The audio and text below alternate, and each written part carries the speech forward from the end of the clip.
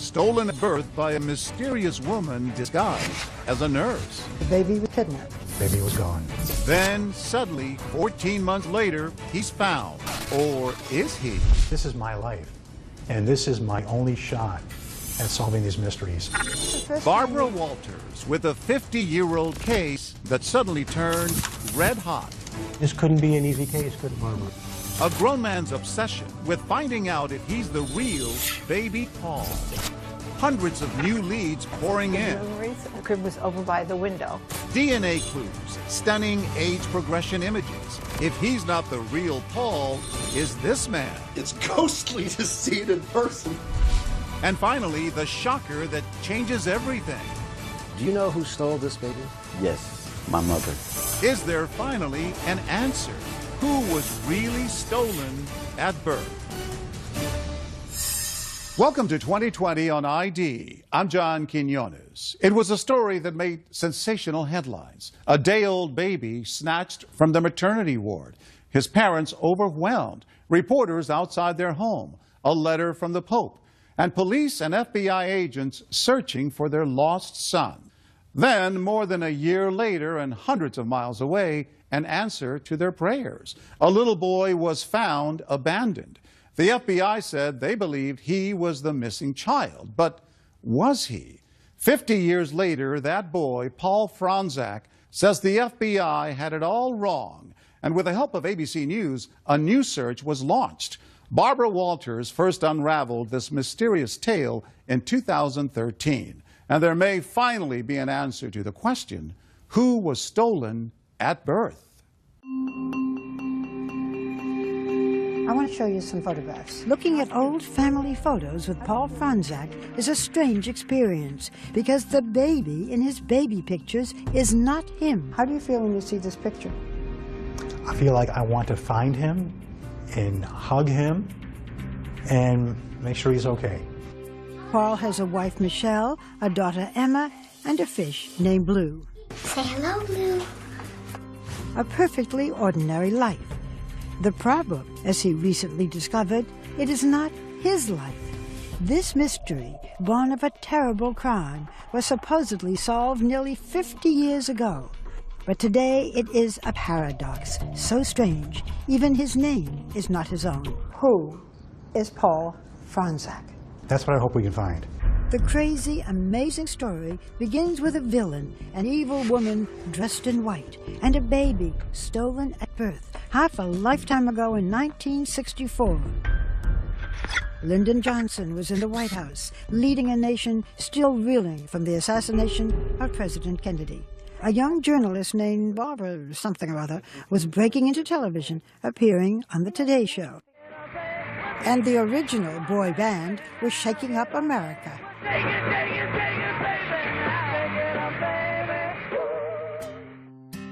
In Chicago, Chester and Dora Fronczak, married 2 years, living in an apartment in his parents' home, were starting a family. A first pregnancy ended in stillbirth, but on Sunday, April 26th, Dora gave birth to a healthy 9-pound boy. They named him Paul Joseph. He was a very cute, alive, sparkly baby, and she was thrilled. Mary Trenchard Petrie was a 19-year-old student nurse at Michael Reese Hospital in Chicago. She was in the maternity ward with Dora Fronczak the day after her delivery. That whole thing is like a movie in my brain. I see myself in my uniform and as a student nurse. I see the joy that was when they brought the baby to her the first time, how thrilled she was. But soon the thrill and the baby would be gone. It was the last time Dora Fronczak would hold her son. Earlier that day, a woman dressed like a nurse, all in white, had come into her room. She looked at baby Paul and left without a word. The woman had been seen elsewhere in the maternity ward several times that day and the day before. No one questioned her or raised any alarm.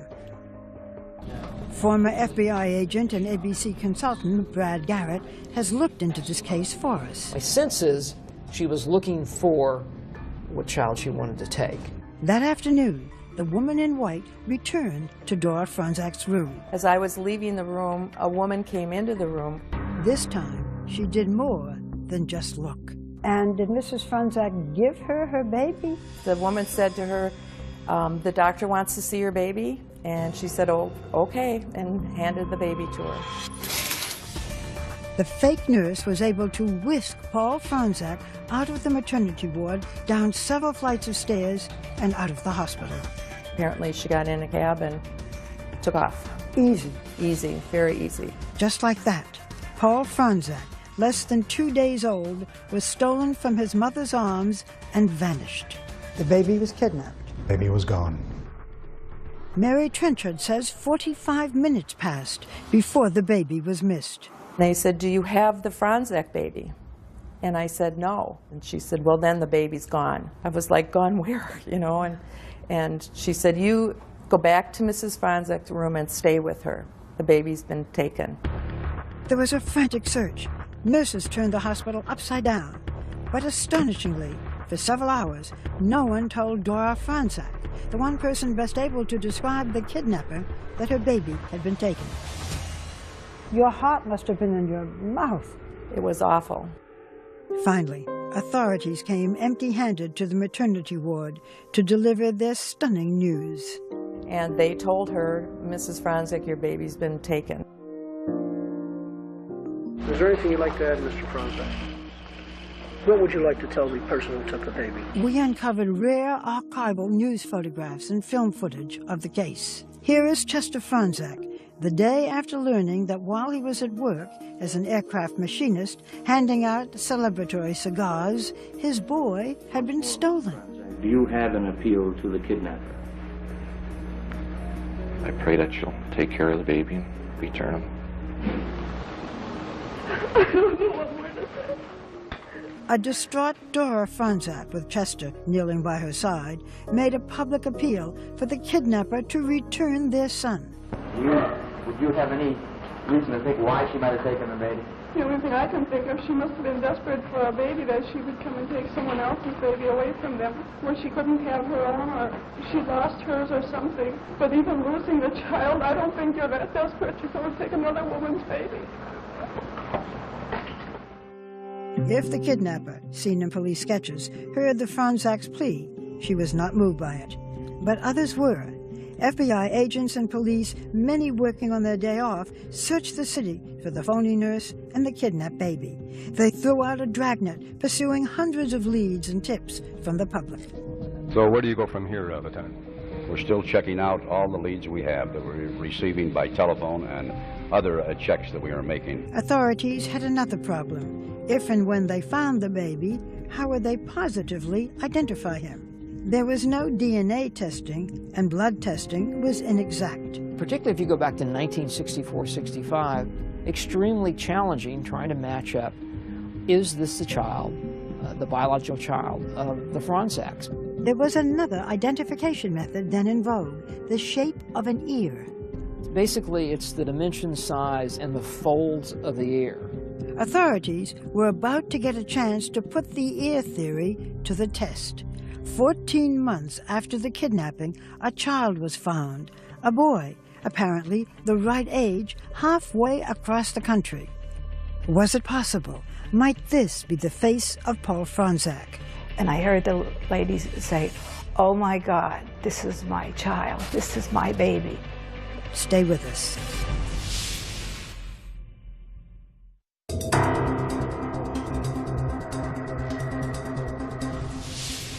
It was the biggest kidnapping since the Lindbergh baby.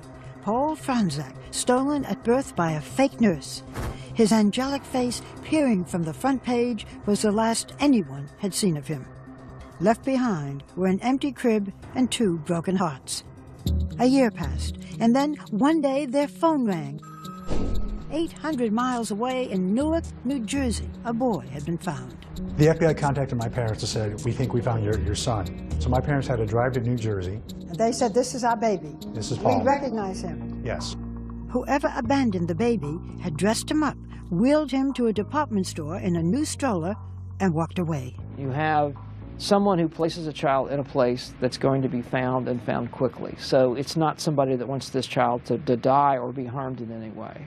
This is a picture of you when you were found in Newark after you were abandoned. So how do you feel when you see yourself? That's my first baby picture. That's all I have so far. This is it? That's it. This is the boy New Jersey authorities called unknown male number 1 in the arms of a nurse from a Newark hospital. Somebody wheels a stroller, puts you here, walks away. It never looks back. And never looks back. It's crazy. We return to Newark, New Jersey with Paul Franczak, back to the very place where someone left him sitting in a stroller 48 years before. Is it emotional for you to be here? It is. I feel eerie. I feel anxious. I feel excited. I feel sad. All those things. Paul Franczak, back on a New Jersey street, a crossroad in his life. So I wish these walls could talk. You know, maybe we could learn something. I don't know. It's just, I can't believe that this actually happened. I can't believe it's my life. New Jersey authorities temporarily placed the abandoned boy with an unidentified family. That period was a mystery until Janet Ingrassia came forward. She says it was her family who had cared for the boy as they had for nearly 100 other foundlings over the years. He was an adorable little boy, he really was. The FBI is now investigating the little abandoned boy. Yes. They came several times and they took different, like a mold of his ear, and that was sent up to Chicago. Authorities compared the shape of the left ear of the boy in New Jersey with the baby photos of Paul Franczak. One day, Janet's family was summoned to a meeting. They were told to bring the boy. He was led to a room where Dora and Chester Franczak were waiting. And I heard the ladies say, "Oh my God, this is my child, this is my baby." And everybody's such an, oh my God, the woman found her baby and this baby found his mother. In the summer of 1966, the Franczaks believed their family had been miraculously reunited. The FBI ordered a series of blood tests on the abandoned boy and compared photographs of his left ear with that of the Franczak baby. Eventually confident enough that they informed the Franczaks, who said they had no doubt that the child was theirs. They brought him home to Chicago and for the second time named him Paul Joseph Franczak. Your parents were convinced. Why were they so convinced? I feel it's the FBI. The FBI is like the epitome of authority, and when they say, "This is your child," I would believe them. That's it. And that ended the search. Yes. At that point, everyone stopped looking for Paul Franczak. That was the end of the story. Yes. Tell me about your childhood. Was it happy? Yeah, it was a great childhood. Barbecues, family get-togethers, family vacations. The family, so often filmed in heartbreak, now recorded home movies of their own. The star of every celebration, of course, was Paul. They had missed his first step, first word, first birthday, but Paul was now back where he belonged, blissfully unaware of his past, until years later. When you were 10 years old, you had a shocking discovery. Tell me about it. I was looking for Christmas presents and snooping around the house, and I found all these boxes. And it turned out it was a box of clippings and a bunch of cards and letters all about a kidnapping. Did you ask your parents about it? I did. I asked them, what is this? And they said, well, you were kidnapped. We found you. Just like that, you were kidnapped, we found you? And that's all that matters. You're our son, we love you. How did your parents explain what happened to you? They really didn't talk about it. It was something that we really didn't bring up in the house. It was a very touchy subject. Did you ever feel that there was anything out of the ordinary when you were growing up? Well, I did notice that I didn't resemble anybody in my family. You had a brother? Correct. Yeah. And he looked like your parents? Exactly like my dad, 100%. And you didn't at all? Not at all. When he grew up, Paul pursued a career as an actor. Told you we were nice. We're really nice. His resemblance to George Clooney got him work as a stand-in in Ocean's 11 movies. Ready, steady, go! Today, Paul works for a college in Nevada, where he lives with his wife, Michelle, and their daughter, Emma. Good job. Again, Daddy! Do you remember how you felt when Paul said, "I'm not really sure who I am"? The first time he told me, I thought he was joking. I thought he was just kidding around, but then once I realized it was true and I saw the newspaper clippings, I felt very sad for his parents and sad for him. How do you think it has shaped him? I think as a 10-year-old boy, when he first saw those newspaper clippings, not realizing who he was, I'm sure that that has somehow shaped him and that's done something to him over the years. It's just sad. Was it sort of there in the back of your mind, this peculiar thing? It was really a big part of me through my whole life, and it just got bigger and bigger and bigger. Who am I? Who am I? Yeah. Then Paul happened to see a DNA test kit for sale at a local drugstore. At last, an easy answer to the question that had followed him all his life. The hard part, asking his parents for a DNA sample, forcing them to travel back in time to the most painful part of their lives. It's something I wanted to do for a long time, but I never really had the nerve to ask my parents. Still ahead, will the Franzak family agree to end decades of doubt? Paul is determined to find the truth, but his parents seem just as determined to keep it hidden. And they said, Paul, please don't send it in. We don't want to know.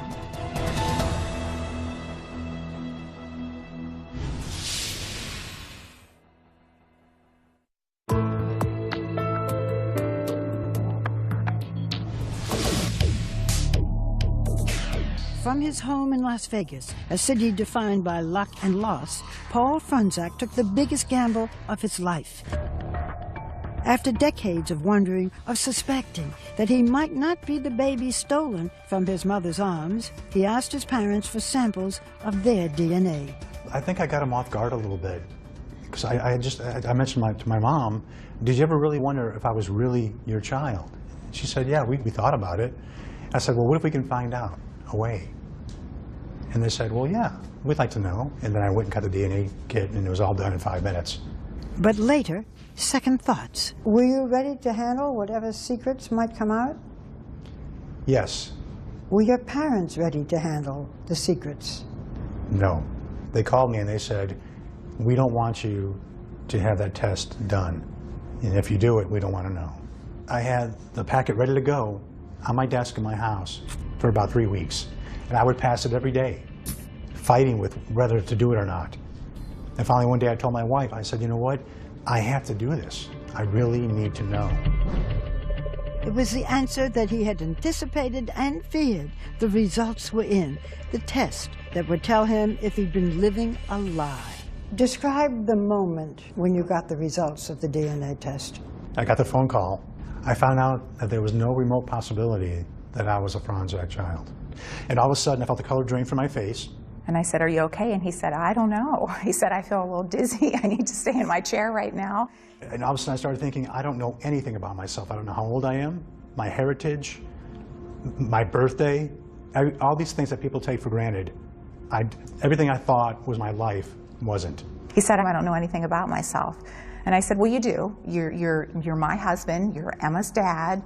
You know who you are. But who he is not this baby boy. For Chester and Dora Franzak, the fairy tale ending to their family tragedy was revealed to be just that, a fiction.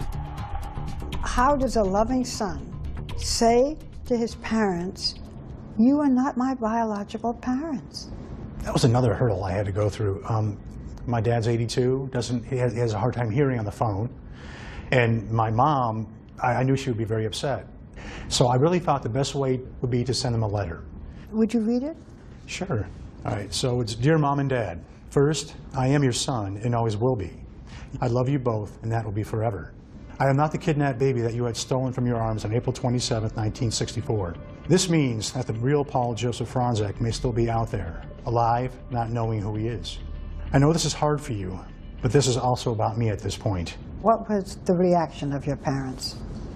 My dad called me, and he called me a name that he never has called me before in my life. How'd you feel? I was speechless. And then my dad hung up. In their heart, I was their son, and that's all that mattered. Did you think maybe you shouldn't have taken the DNA test? I struggle with that quite a bit. I love my parents, and I always do what they ask, but this is something that I really felt I had to do. But the truth hurts. The Franzaks' prayers to find their stolen baby had actually never been answered. I feel like the Franzaks, it's like their baby has been kidnapped again, like they're going through it all over again. For Mary Trenchard Petrie, the student nurse who witnessed their grief firsthand, it is still a heartbreaking development. We have a film to show you from 1964. It's your parents at a press conference just days after their baby was stolen. Let me show it to you. Okay. The only thing I can think of, she must have been desperate for a baby, that she would come and take someone else's baby away from them. What are your thoughts when you see this? It just really hits home with how my mother-in-law felt. And then it hits home that the pain that she went through then, I'm sure she's feeling it now. For Paul, fond memories have become bittersweet, tainted by the knowledge that he was not kidnapped and found. He had been abandoned, most likely by a parent. The toughest moment for me is when I watch the home movies of when I was first brought back from Jersey, and I see how a young boy was running around that someone had just left. And it kills me every time I see that. I look at my daughter, she's 4 years old, and the thought of leaving her behind, that's what really hurts me the most. Paul is now determined to solve the two mysteries in his life. Who is he, and what happened to his parents' stolen baby? My main goal is to find the real Paul. My parents raised me, and they did a great job. And I feel that if I don't do everything I can to help find the real child, then I'm not doing my job as a son. Don't you also want to find out who you are? It'd be a great bonus. To help Paul solve these mysteries, we introduced him to Brian Ross, our chief investigative correspondent, and ABC News consultant, Brad Garrett, a former FBI profiler. So we're starting to pull together, anybody who touched the case. In your game. I'm in this for the long haul. To crack open a cold case that is 5 decades old, we hit the airwaves. I'm in Chicago for the hunt for a stolen baby. Asking viewers to test their memories and send in tips. So if you know anything about this case, let us hear from you. Next, the search for a 49-year-old man who could be the stolen baby. Is this a glimpse of the real Paul Franzak? 2020's investigation when we return.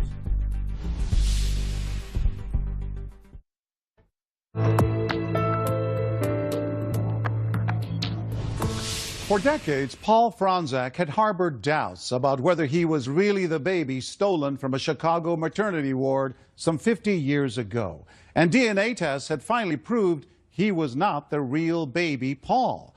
But if not him, then who is? And who are Paul's true birth parents? ABC News chief investigative correspondent Brian Ross stepped in to help him find out. When we arrived in Chicago, the case was as cold as could be in a city notorious for its Lake Michigan wind chill. The hospital on the south side where Paul Franzak was stolen has been shuttered, its records long gone.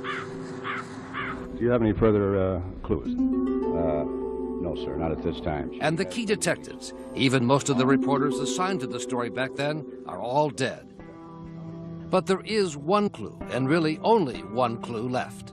This hospital photograph, taken the morning the baby was stolen, at a day and a half old. So that's how we began our investigation, with artists at the National Center for Missing and Exploited Children, trained in criminal forensics, who create what are called age progression images. Steve Lofton runs the unit. We've had good success, especially with the long-term missing kids that have been gone 10 years or more. What was the challenge when you got the assignment with Paul Franzak? Obviously, being an infant, that was the only picture we had available, and it was the awkward angle of that image. Artist Colin McNally was assigned the task.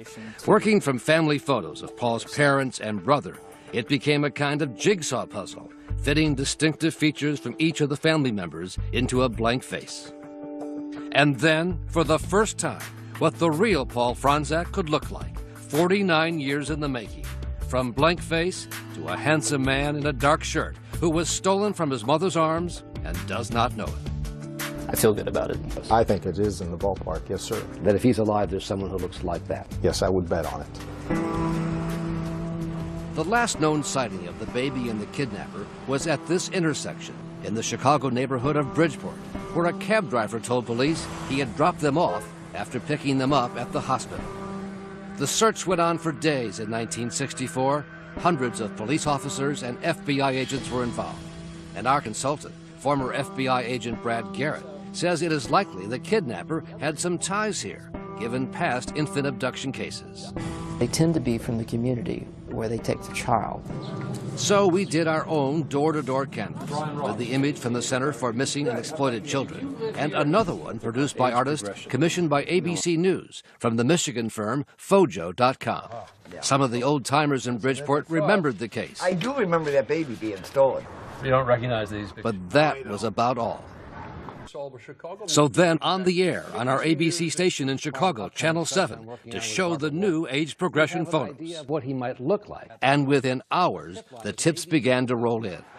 One viewer said the stolen baby was a Chicago fireman, and we'd find him at this station house on the south side. Another viewer thought the owner of this suburban restaurant was the stolen baby. What if you take your hat off there? What do we see? No? No.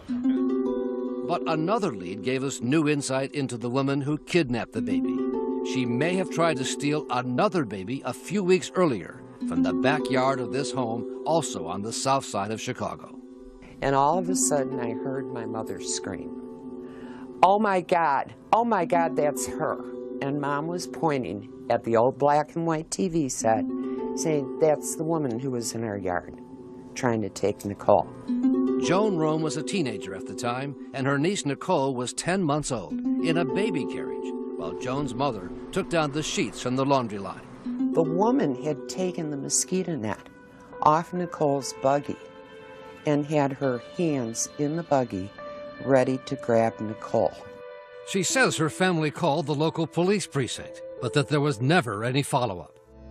But now, after almost 50 years, there is new life in the stolen baby investigation that the FBI closed out in the 1960s. We're going to do everything that we can to follow up to see if that baby is out there. They're going to keep looking through it and analyzing it. FBI agent Robert Shields says the case was reopened after Paul Franzak's DNA revealed he was not the stolen baby. We believe there's someone out there that has information. And so far, 3 separate individuals have come forward, each of them 48 or 49 years old, about the right age range. Joe Lang and his wife Joni contacted us after they saw the age progression images on the ABC News website. It is shocking at the similarities.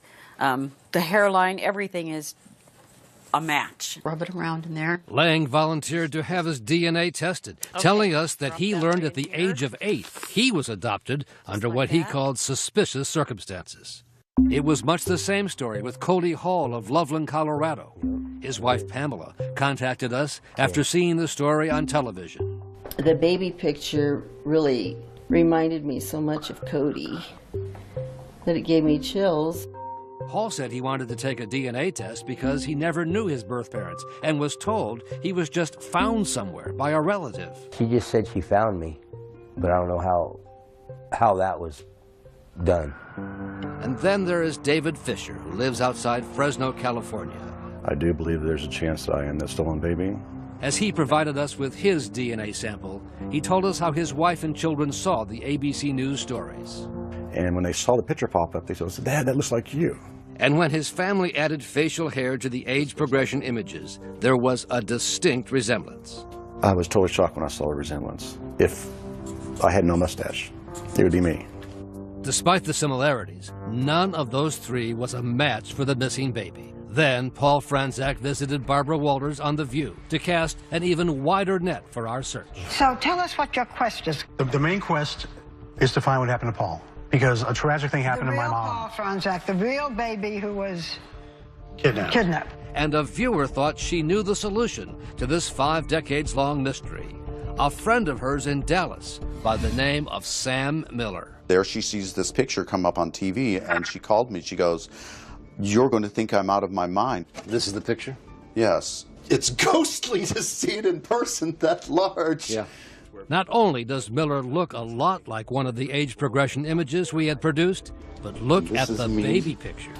It looks like me, and it looks like my son. Miller, a 49-year-old Microsoft executive, is the right age to be the stolen baby. Grew up in a suburb outside of Chicago and did not learn he was adopted until doctors told him his kidney disease had taken a serious turn for the worse. He called a cousin for information about the family's medical history. I'm end-stage renal disease, and I need a kidney. She started the sentence with, "What kidney disease? You mean you don't know you're adopted?" So for Miller and his wife and 2 children, the prospect of finding his real family could be a matter of life and death. So here I am, and hope that I'm able to find a kidney, find my family, and go on with my life, because I'm kind of near the end. Miller was eager to provide swabs with his DNA sample to be tested and made contact with the FBI. This must be quite an emotional moment for you. I look like that guy, and I have no idea where I came from. And then, as Miller was showing me pictures from the family album, Corinne Mosak, my mother, the phone rang in the kitchen. It was the call he had been waiting for.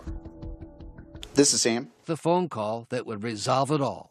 From the government office in Chicago that had his original adoption papers, which 2020 helped to get unsealed. I appreciate it. I would like to know who I am. It was a 90-second phone call, full of nervous anticipation. I see. As Miller learned what was found in the adoption files that had been kept secret until this moment.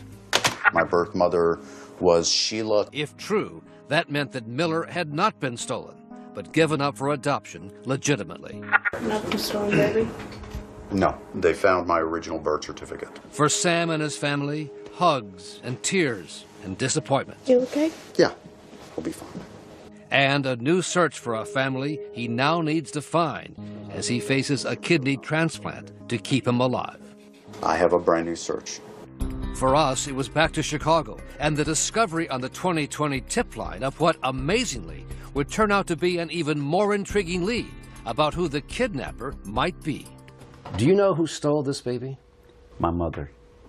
Your mother stole the baby? Yes. His name is Johnny Harbaugh, and what he told us about his mother may seem far-fetched, but it most definitely is not. It's a pretty serious charge that your mother kidnapped a baby. Right. But she was arrested a few times for suspicion of kidnapping babies. His mother's name was Linda Taylor, a notorious figure in Chicago in the 1970s and 80s, dubbed America's welfare queen and vilified by President Ronald Reagan. Her name is Linda Taylor. The Illinois Legislative Advisory Committee on Public Assistance investigated, came up with 82 charges of welfare fraud, perjury, and bigamy. Among other things, they discovered 100 aliases and 50 false addresses.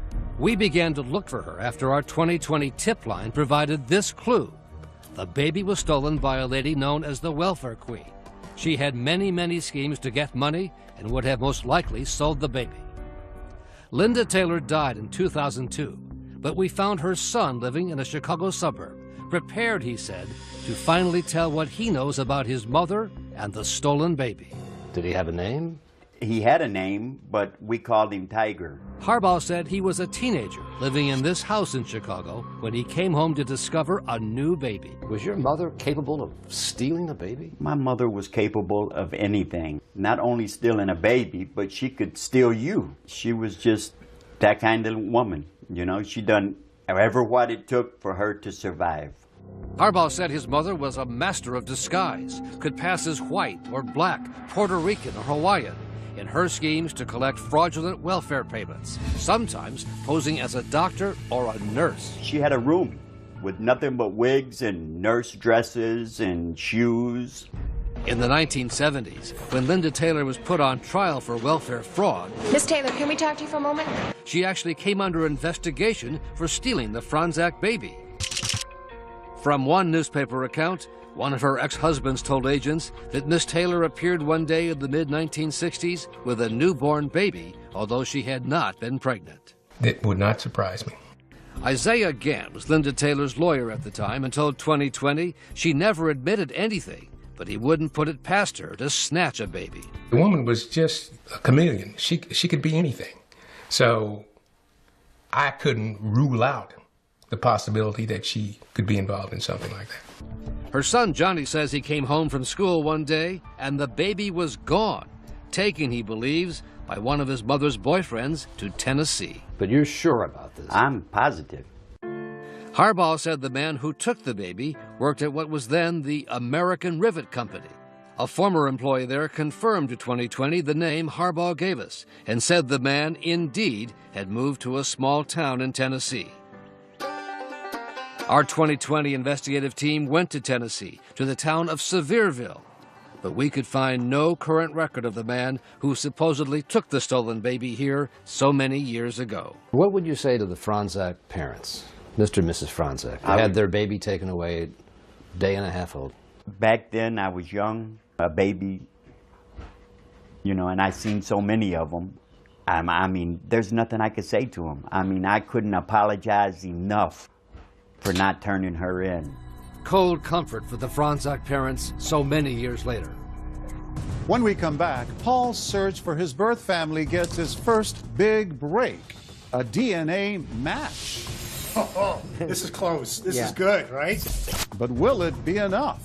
This couldn't be an easy case. Stay with us.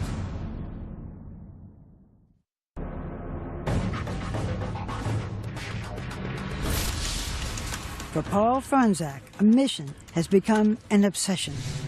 I gotta go again. Between breakfast Read your mind. and ballet lessons, We're going to dance class.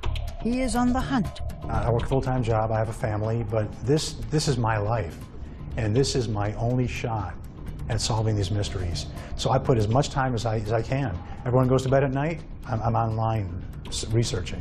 This is my first actual baby picture right here. His focus is finding his parents' stolen baby, but he is still searching for clues to his own identity. I feel kind of like an imposter because I'm using his birth certificate. Paul is out there, and I have his birth certificate, and I want to give it to him, and then I want to find mine. Desperate to find any connection to his biological family, Paul sent DNA samples to 3 genealogy sites, 23andMe, Family Tree DNA, and Ancestry.com. We took the sample that you gave us, and we put it on a chip. And what that does is it gives us a unique DNA signature that only you have. So we compare your DNA to DNA from populations all over the world. So you're kind of like CSI, but you work with DNA. It's family history. The results were Paul's first indication of who he is and where he's from. There were surprises about his ethnic roots. You are 37%, according to our analyses, of European Jewish descent. Wow. Is that new? Well, I was raised a Roman Catholic. Well, so this is interesting. So now I've been twice baptized, and I'm actually Jewish. So it's kind of cool. I have to learn a whole new religion now. I'm excited about that. Even more exciting, a major development in Ancestry.com's search. Finally, a link to his first blood relative, a third cousin. I saw a third, and I'm like, oh, this is close. This is good, right? Yeah, it was like a lottery when I saw that. If you communicate with her and she wishes to work with you and help with you, looking at her family tree could actually be very informative. You have been in touch with that cousin. I have. And she got back to me and said, wow, how can I help? And how has she helped? She sent me a list of her relatives. I believe that once we actually have that family tree, we can start looking for where my DNA overlaps with their family. If any of her relatives lived in or near New Jersey, where Paul was abandoned, they could be the key to unlocking the mystery of who he is. We have to kind of work on that path. To see if anybody really does know who you are or what happened. Right. But then another step, make that a leap closer. Paul got another match on Ancestry.com, this time a possible second cousin. Finding a second cousin match is substantially better than finding a third cousin match. For Cece Moore, a genetic genealogist helping Paul with his case, it was a eureka moment. I was extremely excited. I thought we might be able to have a very quick resolution to this case. That cousin's name, Alan Fish, a 57-year-old from New York. A second cousin could unlock the mystery. Alan and Paul's parents could be first cousins, their grandparents siblings. But there is one ironic obstacle. Turns out Alan was himself adopted, so just like Paul, he was searching for his biological parents. To find that his closest match turns out to be adopted was just unbelievable, incredibly disappointing. This couldn't be an easy case, could it, Barbara? No, exactly. A setback, and then a tragedy. Days before Alan would see court records revealing details about his birth mother, he died of a sudden blood clot.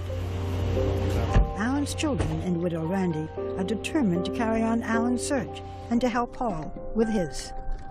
Nice to meet you. It's nice to meet you. We know this must be very difficult. Yes. In this very sensitive time, you still came in to meet Paul and help him on his journey.